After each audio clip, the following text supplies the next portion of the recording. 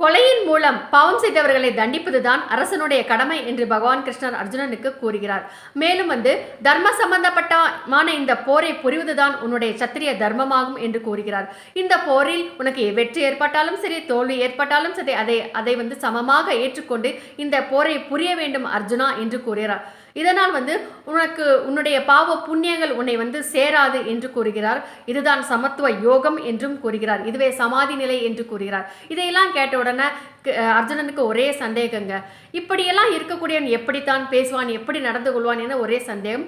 அதற்காக அவர் பகவான் கிருஷ்ணர் கிட்ட கேள்வி கேட்கிறார். பகவத்கீதை 2வது அத்தியாயம் 54வது ஸ்லோகத்தில் இந்த சமாதி நிலையை ஏற்றவன் இலக்கணம் என்ன, அவன் எப்படித்தான் பேசுவான், எப்படித்தான் உட்கார்வான், எப்படித்தான் நடப்பான் என்று கேட்கிறார்.